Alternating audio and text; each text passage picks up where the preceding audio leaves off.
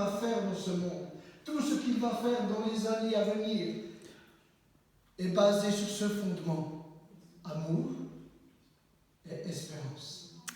Amen. Amen. Amen. Vraiment, mes frères et sœurs, bénissez ceux qui nous ont conduits ce matin. C'est comment vous prénom? Je me rappelle plus. Vanessa. Gédéon. Malina et Julien. Amen. Merci beaucoup pour votre cœur. Amen. Voilà, je vais essayer d'être concis.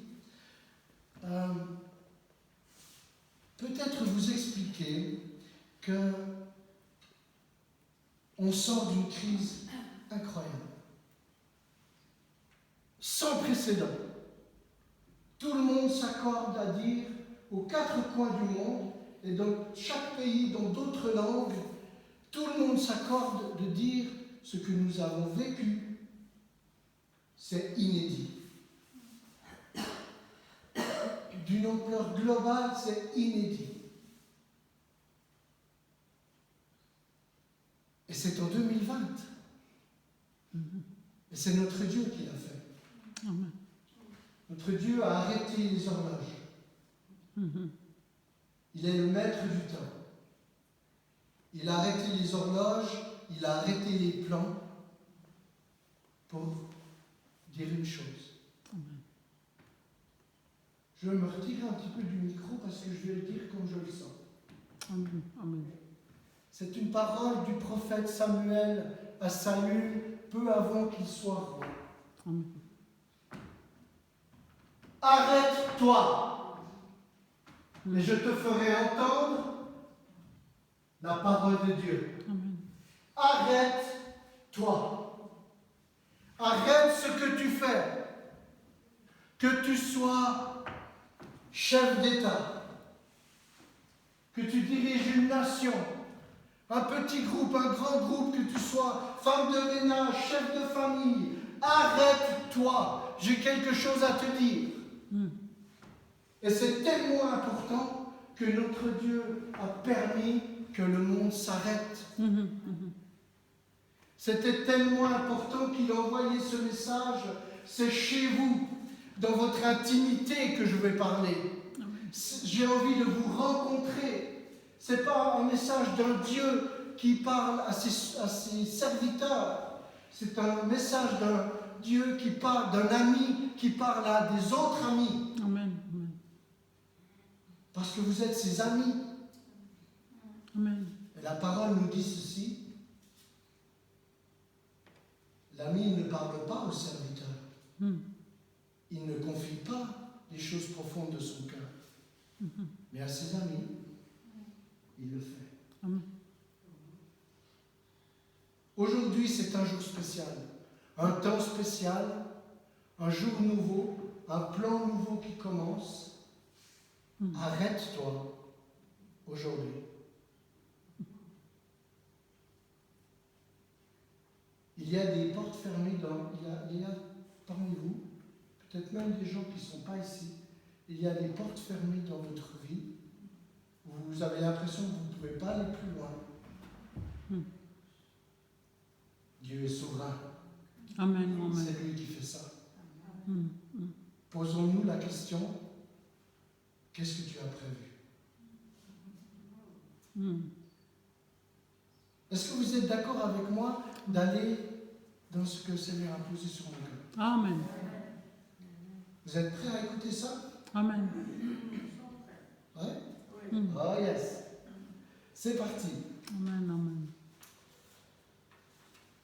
Ce que j'aimerais vous partager, c'est quelque chose que j'ai reçu entre 2008 et 2014. Et c'était tellement difficile pour moi de vivre ça que j'ai mis de côté. Je n'ai pas du tout obéi. Donc, c'est en toute humilité que je suis devant vous ce matin, non pas en conquérant et en homme victorieux, c'est un homme dans toute sa faiblesse qui est devant vous ce matin. Parce que la chose que Dieu a posée, la chose que Dieu va faire, est extrêmement difficile.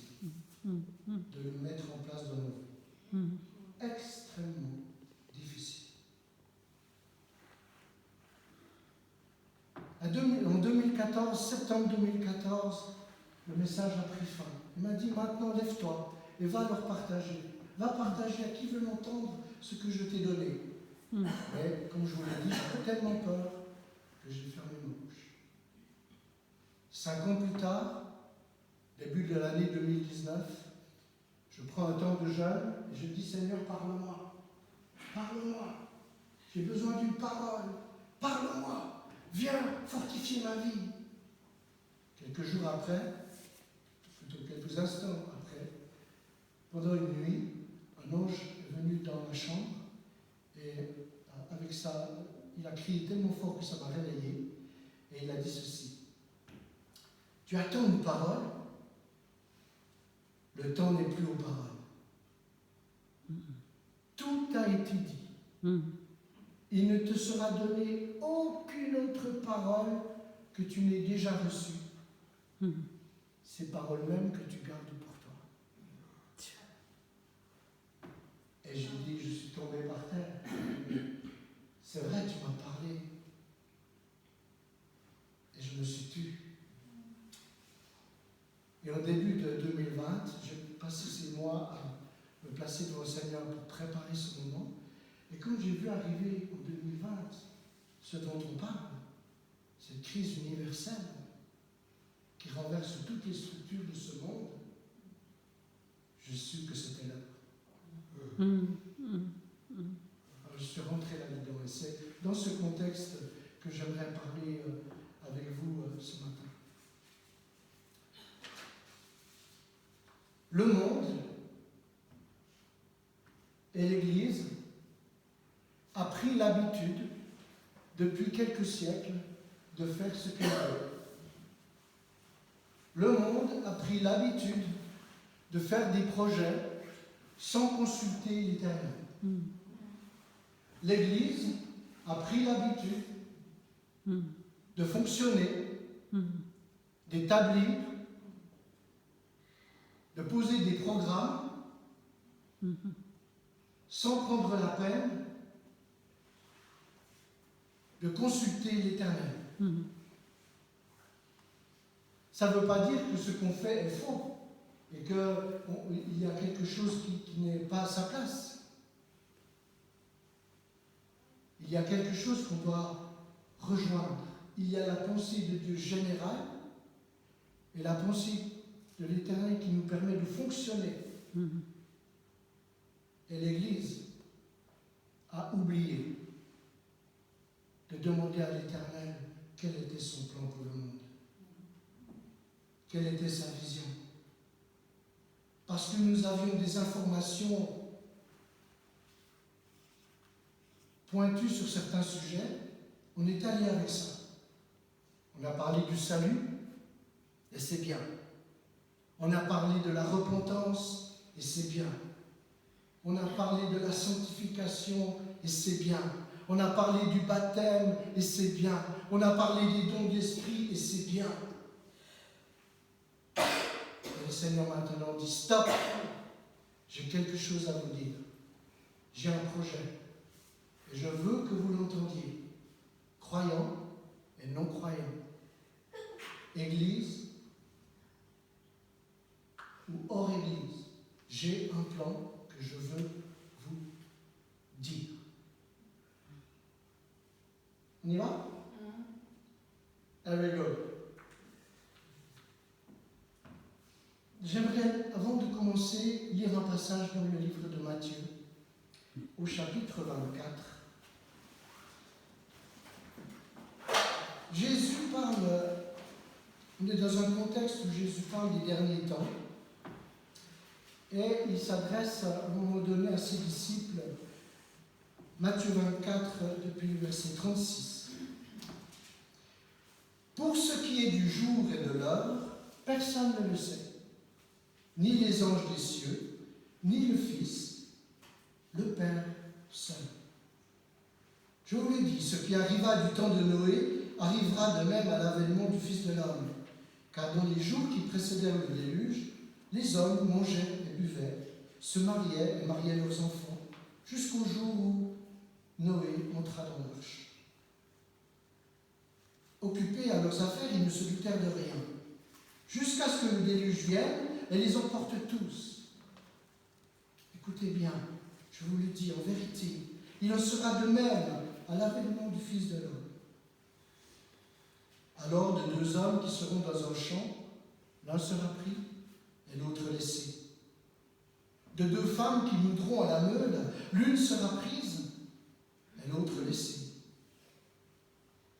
Veillez donc, puisque vous ne savez pas quel jour votre Seigneur viendra. Car sachez-le, si le maître de la maison savait à quelle veille de la nuit le voleur doit venir, oh, je vous le dis, il veillerait et il ne laisserait pas percer sa maison. C'est pourquoi vous aussi, tenez-vous prêts, car le Fils de l'homme viendra à l'heure où vous n'y penserez pas. Il y a une multitude de vidéos sur Internet, une multitude de messages qui disent plein de choses et qui nous alertent. Et cette multitude de messages a provoqué quelque chose chez nous d'un peu bizarre. On dit « Ah ouais, on a entendu. Ah ouais, j'ai entendu un tel serviteur parler que le Seigneur allait revenir. » Et ça devenait une information parmi une autre. Mais aujourd'hui, mes frères et sœurs, et sur l'appui des deux songes que Déborah a fait, qui pour moi est le deuxième socle de ce message d'aujourd'hui, je viens bientôt. Je viens bientôt. Est-ce que vous êtes d'accord d'entendre ça? Est-ce que vous pouvez le dire sur votre bouche, de votre bouche? Jésus dit, je viens bientôt. Veillez et priez. Pendant ces années que je vous parlais tout à l'heure, le Seigneur a révélé un bout de quelque chose qui va se passer. Et ce que je vais vous dire est imminent, à la porte, devant nous. Et l'Église que nous sommes doit changer ses priorités. Doit changer ses priorités. Continuer à fonctionner pour aider les plus faibles, fortifier ceux qui ont besoin d'être fortifiés, mais d'installer dans son fonctionnement le plan que Dieu a prévu. C'est son devoir. C'est son devoir. Et c'est l'appel que j'ai à vous faire ce matin. Je vais le dire sans embâche et vous pouvez répéter ça à qui vous le voulez. Médias, chrétiens, patrons, voisins, vos familles, dites-le. Ne retenez pas ces paroles et prononcez même mon nom, j'assume. J'assume, je signe. 7 ans sont fixés et arrêtés. 7 ans sont donnés à l'Église. 7 années. Quand ces 7 années commenceront et s'achèveront, je ne sais pas. Ça ne m'a pas été révélé. Et je suis heureux parce que la parole dit, on l'a lu, que le moment, c'est ni les anges, ni le Fils le savent, seul le Père. 7 ans sont fixés sur l'Église et on ne sait pas quand c'est que ça va commencer. Ce qui m'a été donné, c'est que ces 7 ans vont être partagés en 2 parties. Et c'est ce que je parlais avec Israël mercredi. 7 ans vont être divisés en 2 parties. Donc, merci Chantal. 2 fois 3 ans et demi. La première période de 3 ans et demi va être une période d'abondance. D'abondance. Où nous serons bénis financièrement dans le travail de nos mains. Nous allons recevoir des héritages et de l'argent qui vont venir de manière, pas à cause du travail de nos mains, mais aussi extérieure, de l'argent qui va nous être donné. Pendant ces 3 ans et demi, nous allons pouvoir amasser, construire des structures, des réserves, de la nourriture, des biens, des asiles, des maisons, des terrains. Pendant 3 ans et demi, Dieu va ouvrir les écluses de façon à ce que vous soyez plus riches qu'avant. La deuxième période donnera la suite à 3 ans et demi de douleur et de disette. 3 ans et demi dans lesquels, comme vous pouvez le lire, vous l'avez sûrement lu, 3 ans et demi où toi, chrétien, enfant de Dieu, tu ne pourras ni acheter, ni vendre. On t'imposera des façons de vivre, des façons d'agir. Si tu obéis au Seigneur, tu ne pourras pas faire ça. Donc tu vas te retrouver dans un temps où tu ne pourras pas manger, ni acheter, ni échanger. 66. Tu ne pourras pas bénéficier de la structure sanitaire. Ça sera un temps extrêmement difficile. Surtout que vous ne savez pas, on ne sait pas quand ça va commencer. Au bout de ces 7 années, la première période va durer 1260 jours. La deuxième période dure et difficile va durer 1290 jours. Au bout de ces 1290 jours, celui qui est appelé le dévastateur, l'abominateur, sera élevé par les nations. Il s'installera dans le lieu des saints. Il se proclamera Dieu. Et en ce jour, quand il le fera,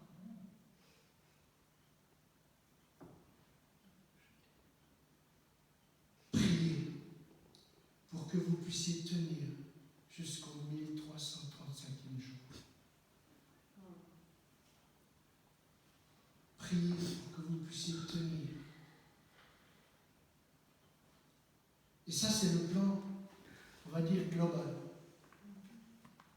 Ça, vous pouvez l'annoncer, vous contrôlez d'abord dans la parole si ce que je dis a quelque chose que vous avez déjà lu, ou sinon, pesez, Paul nous dit, éprouvez les prophéties, éprouvez. Donc pesez ça, et si vous trouvez ces choses, si ça correspond à quelque chose, je vous en prie, entrez dans le plan de Dieu et annoncez-le. Annoncez-le, parce que le temps est venu. Ce temps a été annoncé par les prophètes d'autrefois. Et ce temps va commencer, je ne sais pas. En tout cas, ce temps est maintenant. Ça, c'est le plan que Dieu donne comme ça, brut. Bon. Mais notre Dieu est bon. Il a donné des armes, des façons de faire. Et c'est là que ça se gâte. Et c'est là que je disais, c'est extrêmement difficile pour nous, ça va être extrêmement difficile pour nous d'entrer dans ce plan. Pourquoi? Parce que ce plan se pose sur un fondement, l'esprit de famille. On dit que l'Église est une famille. La famille de Dieu. Et le diable, et vous allez comprendre maintenant l'importance, pourquoi il a fait ça pendant toutes ces années. L'ennemi a cassé, n'a pas voulu que la structure famille s'installe dans l'Église. Et il n'a pas voulu que les familles de l'Église restent ensemble. Il a créé des divisions. Il a œuvré dans cette direction parce qu'il sait, lui, il sait que tout repose sur ça. Tout repose. Oui, mon frère est important pour moi. Oui, ma sœur est importante pour moi. Tout repose sur ce soutien de famille. Et c'est sur ce fondement que le Seigneur va souffler maintenant. Il va créer et il appelle l'Église à entrer dans une structure de famille. Vous comprenez ce que je dis? Ça veut dire aujourd'hui concrètement que si vous savez, si vous entendez ce que je dis, si vous êtes normalement constitué, vous allez rentrer chez vous, vous allez peser ce qui a été dit, et une fois que ce sera pesé, vous allez dire, vous allez appeler votre oncle que vous n'avez pas vu depuis 12 ans. Écoute voir, Gérald, ça fait plusieurs années qu'on ne s'est pas revus. J'aimerais te parler, parce que c'est une histoire de vie et de mort. J'ai besoin de te rencontrer. J'ai besoin de me réconcilier avec toi, parce qu'il faut qu'on se mette en sécurité. Le premier acte, la première chose que Dieu va nous demander, c'est de mettre en sécurité nos familles. Mais là aussi, il a un plan. Et vous l'avez lu, vous l'avez sûrement vu même à la télévision, il existe un mouvement, particulièrement aux États-Unis, qui s'appelle les survivalistes. C'est des gens qui creusent des trous, des bunkers, voilà, ouais, creusent des bunkers, ils mettent dans ces bunkers toute une structure alimentaire, de l'électricité, l'eau, ils ont tout préparé, tout préparé. Et le Seigneur dit, ne fais pas ça, Église, ne fais pas ça. Ça, c'est l'esprit du monde. Ça, c'est l'égoïsme. Ne fais pas ça. C'est pas à ça que je t'ai éduqué. C'est pas à ça que je t'ai appelé. Ta force va être dans la famille. Ta force va être dans le partage. Mon plan, c'est que cette structure soit posée par l'Église. L'Église va être le refuge de demain.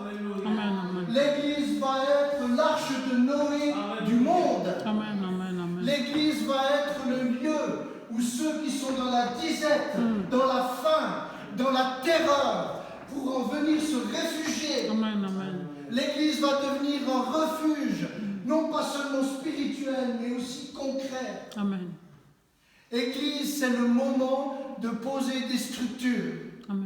De poser des structures alimentaires.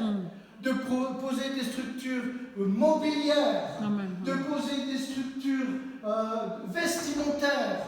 De poser des structures sanitaires.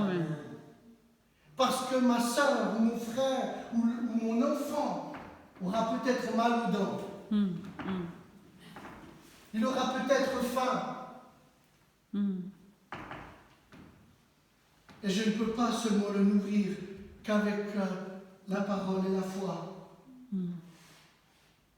Église de Dieu, pose ta foi sur le plan de Dieu. Car comme il est écrit dans Jacques, la foi sans les œuvres, elle est morte. Et c'est le temps que tu vives. C'est le temps que l'Église vive.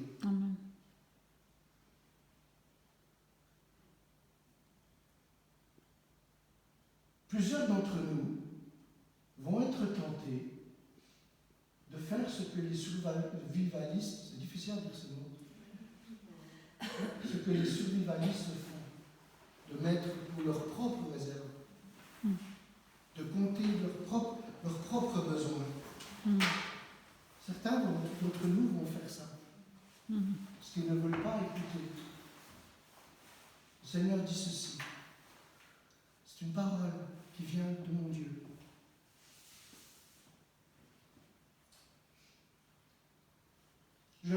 tremble.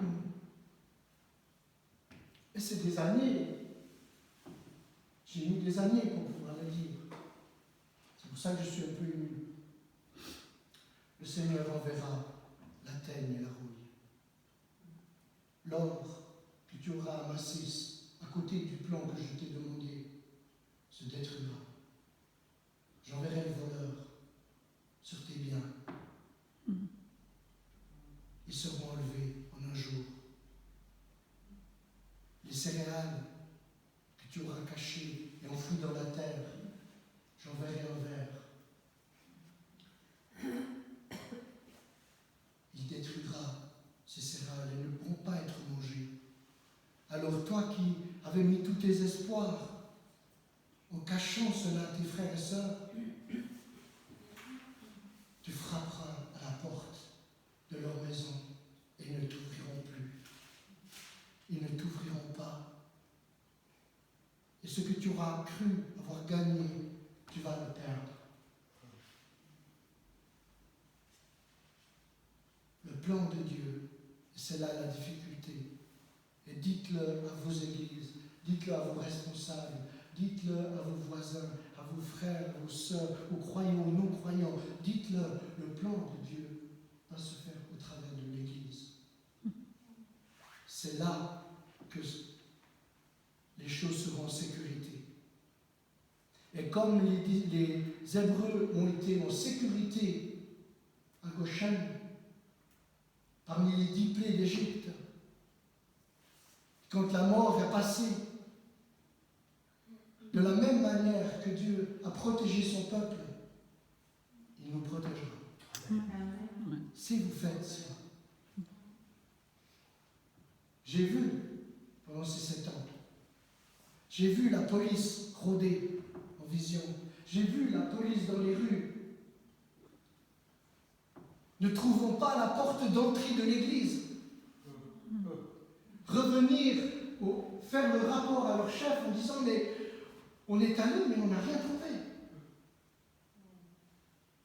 Parce que Dieu a touché leurs yeux et a protégé les réserves qui ont été faites. Je vous demande d'écouter ça solennellement.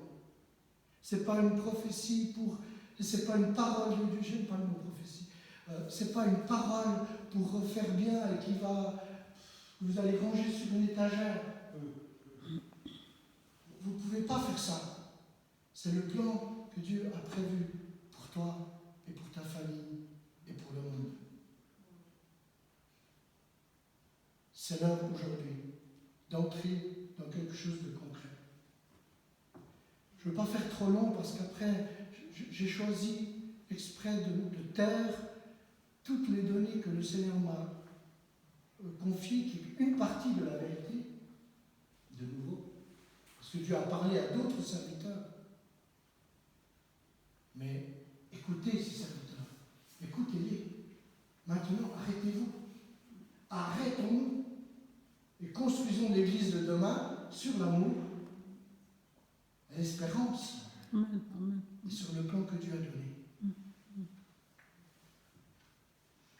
Donc je disais, j'ai tu volontairement certaines données pour pas que ce soit trop confus dans votre tête et que vous gardiez en mémoire le plan central de ces 7 années dont on ne sait pas quand c'est que ça va commencer. J'aimerais que vous puissiez garder ça. Néanmoins, j'aimerais, si vous permettez encore quelques minutes,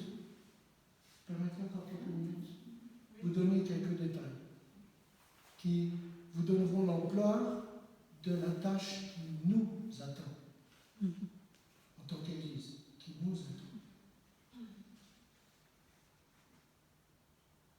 Je vous l'ai dit, la directive principale, c'est que les choses se feront au travers de l'Église. Et Dieu va donner un appel solennel à l'Église. Veille et prie. Maintenant, descends de ton programme et de ton agenda et commence à veiller et prier. Veiller dans la parole, c'est rester alerte, être prêt à l'action. veiller dans la parole. Et ce que Jésus nous dit. Et vous n'avez jamais trouvé curieux devant une question aussi importante que celle-ci, que les disciples ont posée à Jésus, quand est-ce que la fin de ce monde viendra? Vous n'avez pas trouvé curieux que Jésus, qui savait tout, puisque c'est écrit, hein, il savait tout, ne leur donne pas tout plein de détails. Il leur dit une chose. Enfin, pardon, il leur dit deux choses. Veillez et priez. Quand ces choses arriveront, veillez et priez. Parce que lui savait. Et ça, c'est uniquement ceux qui prient qui peuvent se rendre compte. Il savait que tout est donné dans la prière. Tout est révélé dans la prière.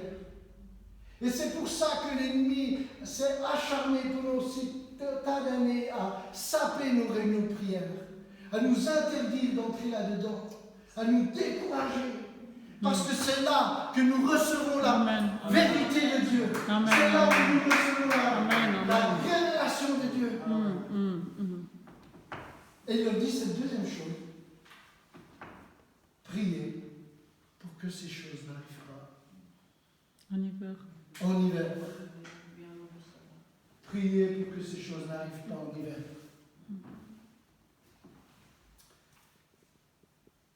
Donc l'église sera la plaque tournante. Et je vous donne juste un peu la couleur, parce que ça va heurter votre orgueil.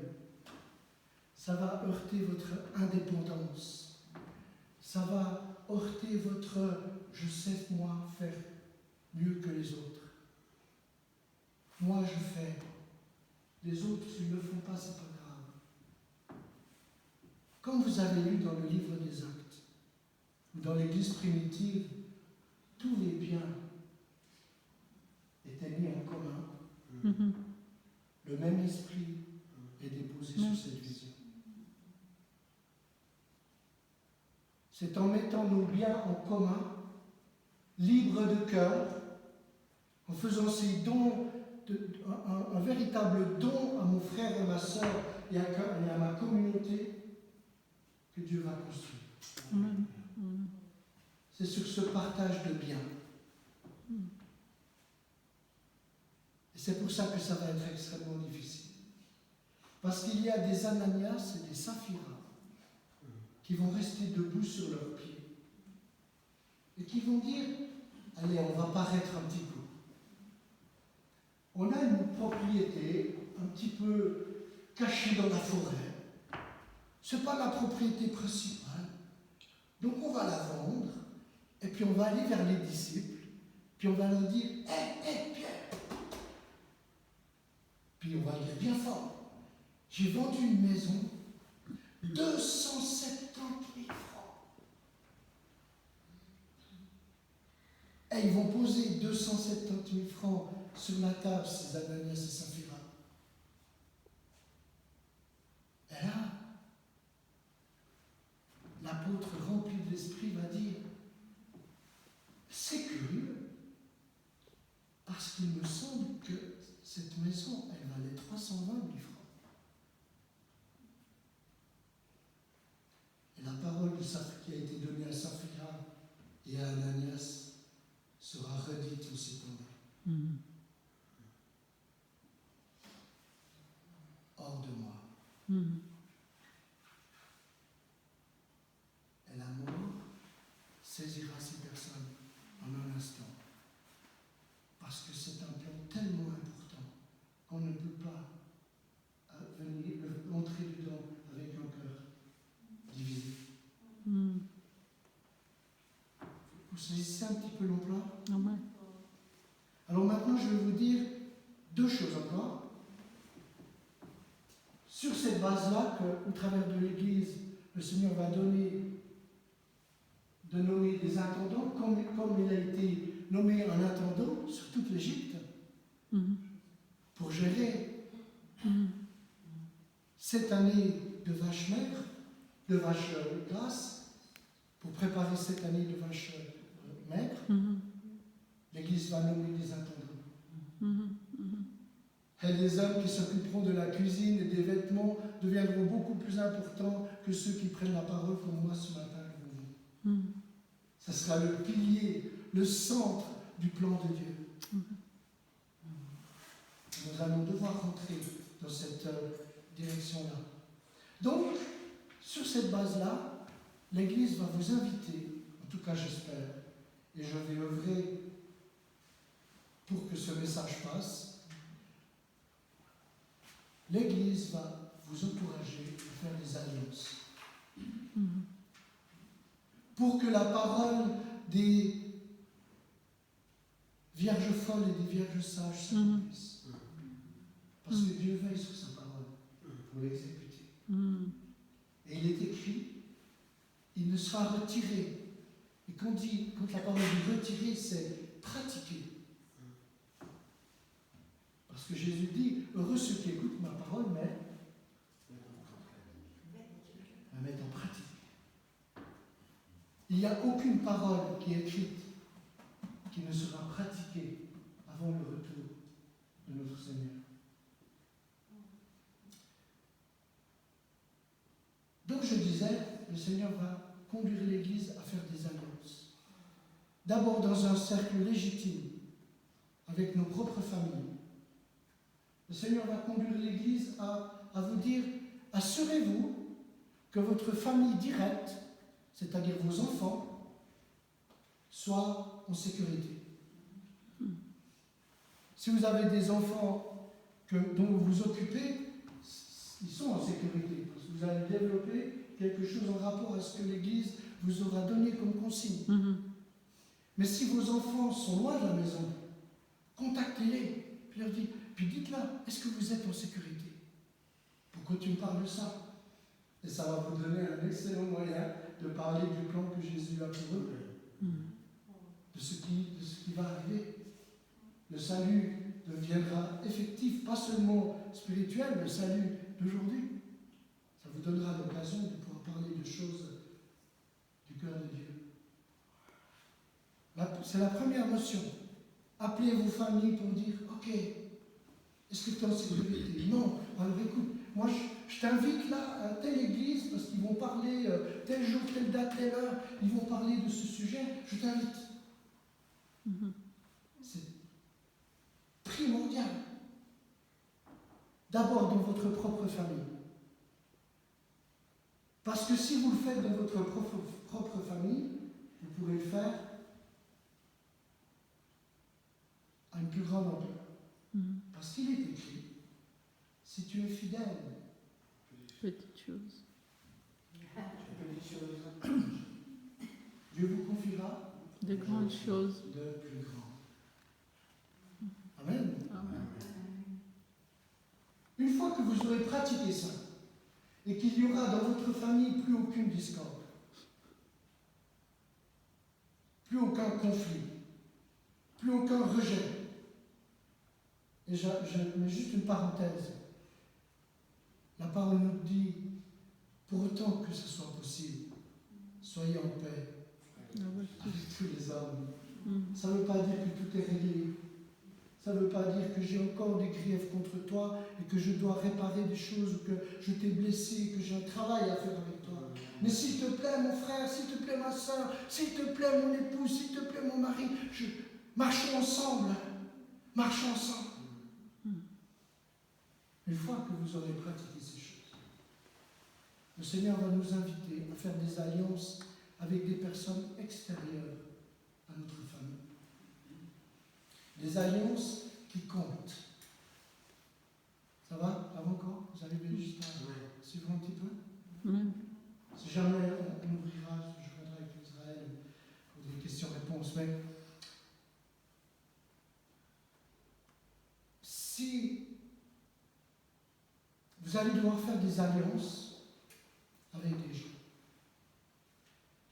Dieu donné, je ne te connais pas, mais dans la prière, le Seigneur m'a dit, et c'est confirmé, que à n'importe quel endroit où tu te trouves, à n'importe quelle heure, chez moi, tu auras un lit. Tu pourras venir dormir chez moi. Ça, c'est une alliance perpétuelle, faite devant l'Église, qui sera faite devant l'Église, où l'Église notera, nous dirons, voilà, la famille de Jean-Luc a dit à Dieudonné qu'il a un lit. Et c'est une alliance qui sera faite devant le Seigneur. Ne t'avise pas de ne pas la tenir. Le Seigneur est redoutable. Ne t'avise pas de ne pas la tenir. Parce que, et c'est là que je rentre dans la parabole des vierges folles et des vierges sages. Quand le temps sera fermé, au bout de ces 3 ans et demi, quelqu'un de mon église viendra et me dira, écoute, j'ai entendu toutes ces choses qu'on a dit, et puis voilà, je me suis dit, j'ai le temps, et j'ai le temps de le faire, et je ne le ferai pas. Mais on est de la même église,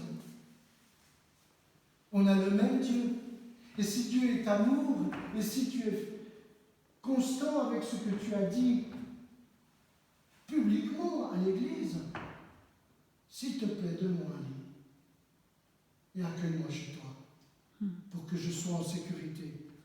Je te demande rien qu'un lit et je viendrai avec moi, mes 2 enfants, mon épouse, on se mettra dans le même lit. Alors je dirais, mais je t'ai averti, je t'ai dit qu'il fallait faire une alliance avec moi. Je t'ai dit, tu n'as pas voulu, tu as attendu. Et maintenant, si je te donne ce lit, je ne peux pas le donner à Dieudonné. Je ne peux pas lui donner. Et si lui vient à la porte, je ne peux pas lui dire, écoute, va dehors.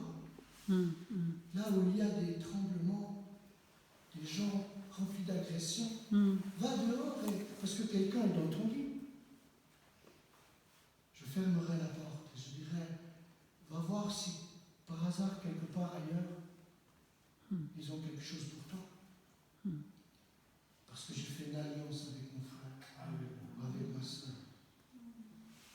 J'ai fait une alliance. Et en ce jour, les paroles qui ont été dites au début de la création, par Abel et Caïn, suis-je le gardien de mon frère? Éternel, pourquoi tu viens m'importuner? Parce que je suis le gardien de mon frère. Cette parole sera lavée par la puissance de réconciliation de l'Esprit de Dieu. Oui, tu es le gardien de ton frère. Amen. Oui, le plan du Seigneur, c'est que tu deviennes le gardien de ton frère et de ta soeur. Amen. Amen. Brièvement, je termine là-dessus. Voilà ce qui nous attend. Tous ensemble, et on aura besoin de s'encourager. Que ceux qui ont des dettes les payent. Celui qui entre dans ce plan, voilà ce qui nous attend. Que ceux qui ont des dettes les payent. Que tout ce que vous possédez soit totalement à vous. Que ceux qui ont une maison la gardent et ne la vendent pas. Que ceux qui ont du terrain le gardent et ne le vendent pas. Que ceux qui ont des biens supplémentaires, c'est-à-dire qui ne sont pas nécessaires au fonctionnement de la famille vitale, que ceux qui ont des biens complémentaires les gardent et les mettent à la disposition de l'Église, afin qu'il leur soit donné, que les pauvres, les plus pauvres et les plus démunis d'entre vous aient un abri.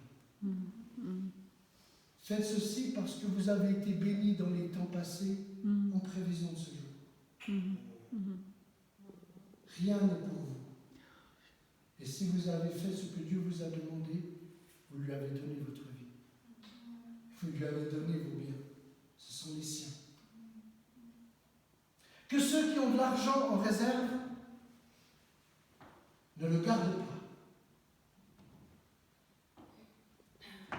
Que tu aies 1 franc ou 300 millions de francs sur un compte en banque, ne le garde pas. Œuvre à le retirer. Avec cet argent, achète des choses durables, du terrain, des pierres,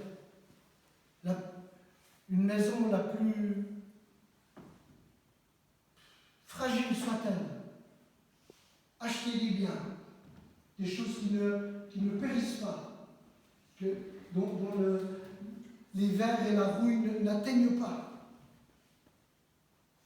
Que ceux à qui Dieu a donné plus d'argent qu'il est nécessaire, le donnent à l'Église,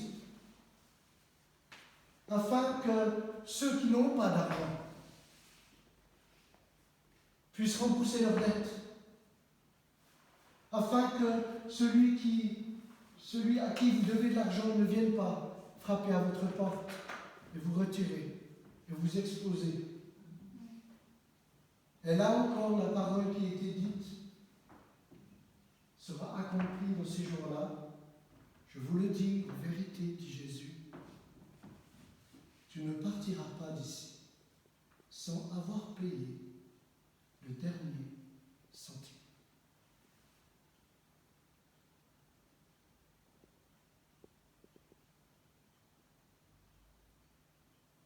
C'est un peu ce qui nous attend. Et je vous inviterai à, selon votre cœur et selon les disponibilités, que ce soit avec moi ou avec d'autres, mais de créer des groupes de travail en posant ce que vous avez entendu ce matin. Dire, mais comment on peut faire? Comment on va faire, nous, aujourd'hui, en communauté? Que les communautés qui n'arrivent pas à créer une structure parce que trop petite, ou au début de une communauté embryonnaire, que ces communautés se joignent à des plus grandes, afin que tous bénéficient du plan et de la protection que Dieu a prévu. Et je termine par ce 3e point, qui est, je n'ai pas mis en dernier parce qu'il est moins important, parce que là j'aimerais vous parler du cœur de Dieu. Et je sais ici que, connaissant quelques-uns d'entre vous, je suis en terrain favorable, mais je peux vous assurer, et vous savez peut-être mieux que moi, dans d'autres églises ce n'est pas le cas. Il y a quelque chose qui blesse le cœur de Dieu et que l'Église doit réparer. Je vous pardonne d'être aussi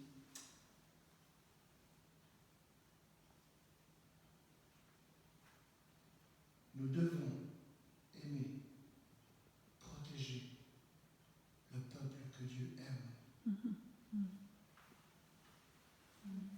Nous devons aider, protéger Israël. Nous devons apporter des soins,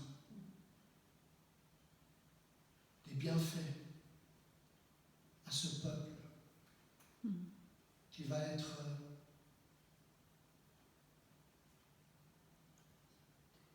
massacré. Toute la colère de l'ennemi va se déchaîner contre eux. Israël. Et nous devons entrer dans un temps de repentance pour dire, Seigneur, change nos cœurs et prépare-nous. Aide-nous à aider ce peuple.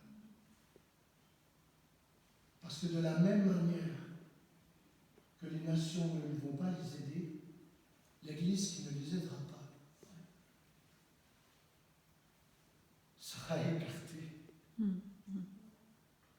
Et je vous en conjure, reprenez vos frères et vos sœurs. Quand vous entendez, moi je ne suis pas juif, c'est pas mon peuple. Je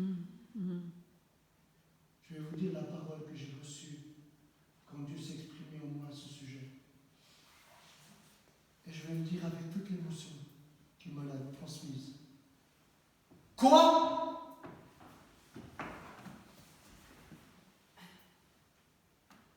Est-ce qu'un fils qui est arrivé dans une famille par adoption dira « Tu n'es pas mon père, tu n'es pas ma mère, tu n'es pas mon frère ou ma soeur ».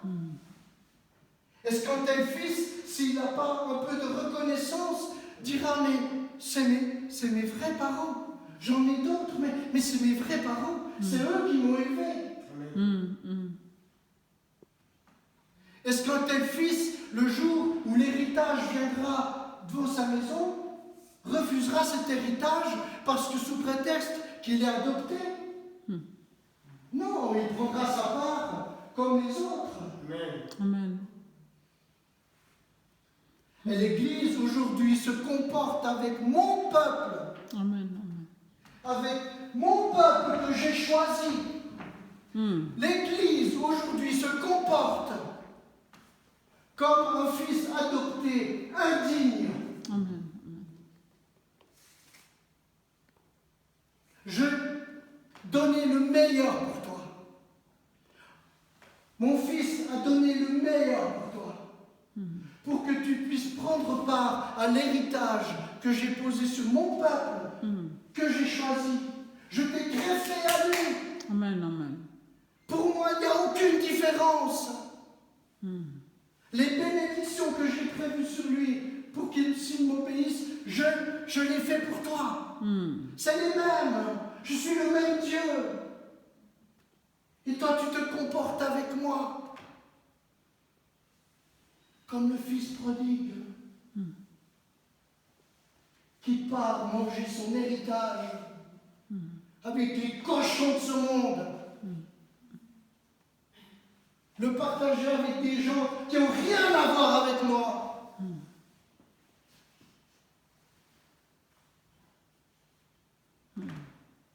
Et tu oses dire que ce n'est pas ta famille, que ce n'est pas ton peuple. Tu oses te comporter de cette manière. Alors ce qui est écrit dans le livre d'Ésaïe s'accomplira pour toi. Là même où tu crois avoir ta place. Je mettrai à ta place l'âne et le bœuf qui te servent de serviteur. Toi qui dis je suis légitime dans la maison de Dieu, je prendrai des étrangers. Je les amènerai dans mes murs. J'écouterai leurs prières. Je recevrai leurs offrandes. Je répondrai à leurs prières. Je les bénirai. Et toi, je te chasserai.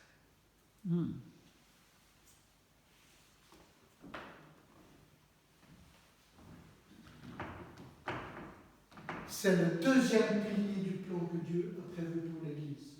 Il est aussi important que ces mesures de sécurité qu'on va entrer avec facilité ou pas, avec empressement ou pas, mais il est important.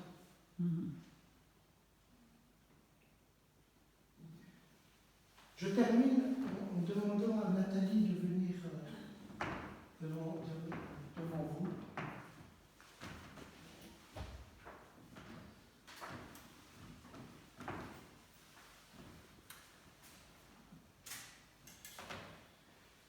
Il y a des hommes et des femmes que Dieu fait surgir du terre. On ne les voit pas. Ils ont une apparence plus ou moins normale. On ne prête pas forcément attention à ce qu'ils disent. Ils n'ont pas forcément une grande éloquence. On est même parfois un peu gêné quand ils prennent la parole. Mais Dieu choisit des gens comme ça pour construire le plan que qu'il vous partage aujourd'hui. Pourquoi j'ai demandé à Nathalie de venir avec moi aujourd'hui? C'est entre autres parce que vous ne le voyez pas, parce que son cœur est trop grand. Mais Dieu a déposé dans son cœur une multitude de choses Amen, amen. qui est dans ce que je vous ai partagé ce matin. C'est une femme qui a à cœur plusieurs choses dont je ne peux pas parler aujourd'hui parce qu'il y a des choses, comme le Seigneur dit, chut, je te dis ça, mais pour l'instant, mais j'aimerais que vous regardiez cette personne. Parce qu'il est temps que ces personnes-là soient élevées, soient mises à la lumière. Amen. Parce que Dieu va utiliser des personnes comme elle pour nous inviter à entrer dans la structure que vous avez. Amen, amen, amen. Parce que toi, Dieu donné, tu n'arriveras pas tout seul. Jean-Luc, tu n'arriveras pas tout seul. Gédéon, non plus. Et ce qu'il me manque, peut-être que Gédéon, tu vas me le donner. Et qu'avec toi, grâce à ça, je pourrais vivre un bout de chemin. Et des gens comme Nathalie sont des personnes qui vont devenir des piliers dans le plan que Dieu a prévu. Et j'aimerais qu'on prenne un temps pour, en vous levant ou bien en mettant en place, soyez libres, juste à étendre votre main vers Nathalie, de prier.